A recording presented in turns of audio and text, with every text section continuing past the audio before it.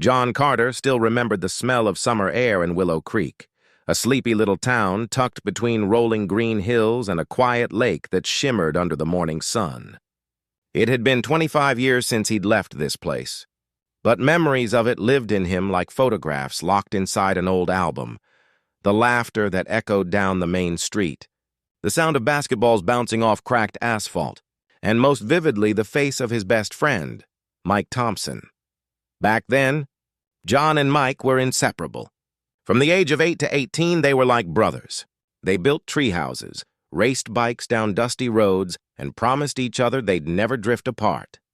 But life, as it often does, had other plans. After high school, John moved to Chicago to chase a career, while Mike stayed behind to help his family's hardware store. Calls became letters, letters became emails, and eventually, silence filled the space between them.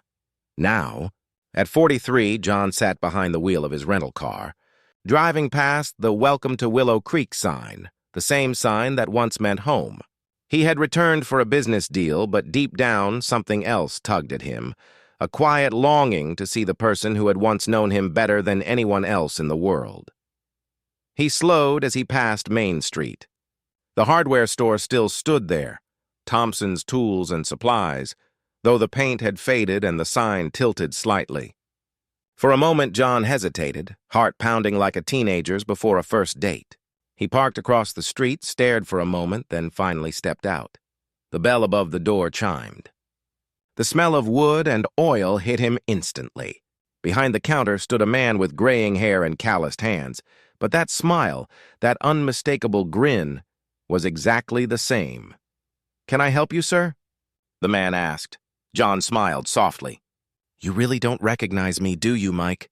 The man froze, eyes widening. For a moment, time seemed to stop. Then his mouth curved upward and he stepped around the counter. "John Carter," he said, voice trembling. "No way. No damn way."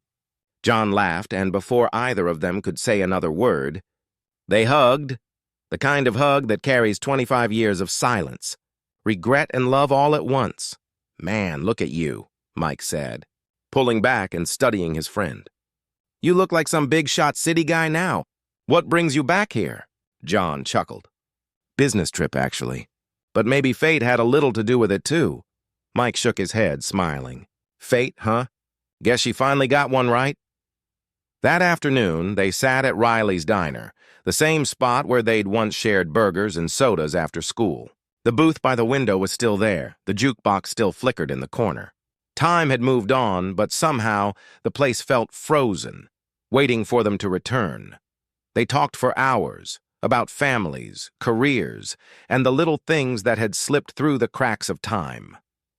Mike told him about his 2 kids, about how his wife, Emma, had passed away 5 years earlier. John shared how he'd spent years climbing the corporate ladder but had lost his marriage along the way.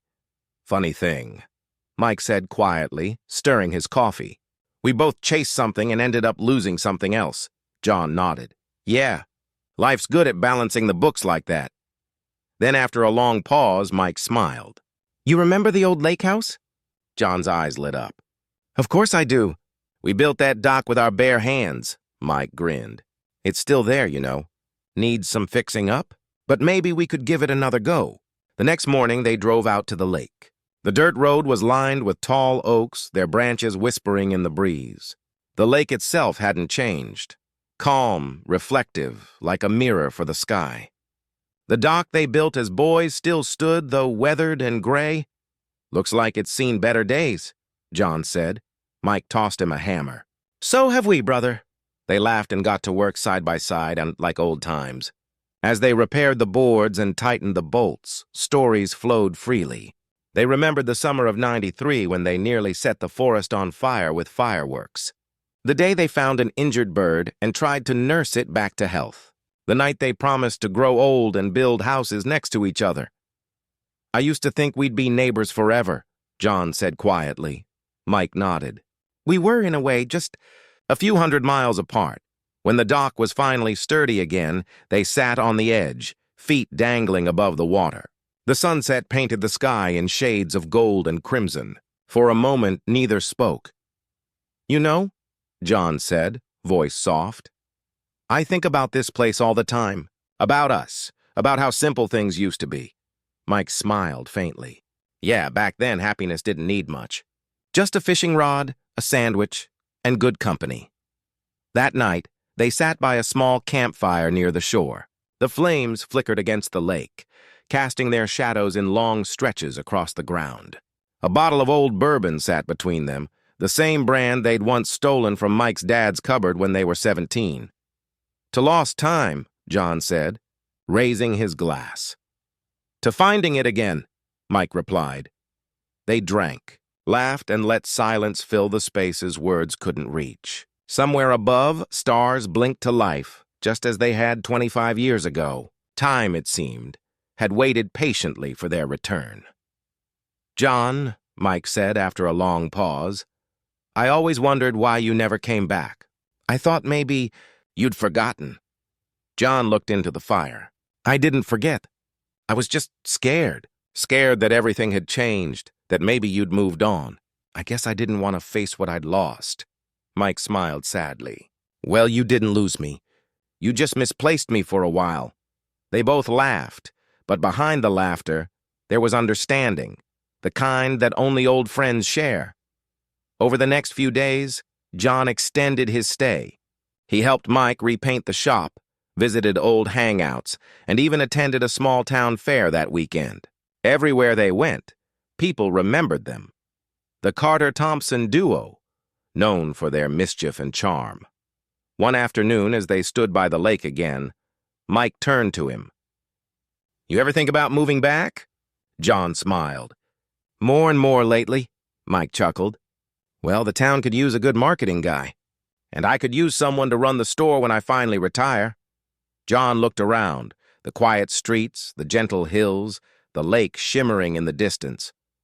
It felt like home again, in a way he hadn't felt in decades. Maybe it's time, he said softly. Time to come full circle. A few months later, Willow Creek got a new resident. John bought a small house not far from the lake, just down the road from Mike's. They spent weekends fishing, repairing the dock, and sometimes just sitting in silence. Because when you've known someone that long, silence itself becomes a language. One evening, as the sun dipped below the horizon, Mike handed John an old photo album. Inside were pictures of two boys grinning from ear to ear, arms slung over each other's shoulders. Remember this one? Mike asked, pointing to a photo of them standing in front of the lake house holding fishing rods. John smiled. Yeah, we caught one fish that day and told everyone it was 5. They laughed until tears filled their eyes. Guess we were better storytellers than fishermen, Mike said. Maybe, John replied. But I think we caught something bigger back then. Something that never really slipped away. Years passed again, but this time, they passed together. Every Sunday morning, they met at Riley's Diner. Every summer, they repainted the dock. And every winter, they sat by the fire telling the same old stories, not because they forgot, but because remembering made them feel alive. And in the quiet town of Willow Creek, under the same sky they'd grown up beneath, 2 old friends found what they'd been missing all along. Not just each other, but the part of themselves that only true friendship can keep alive.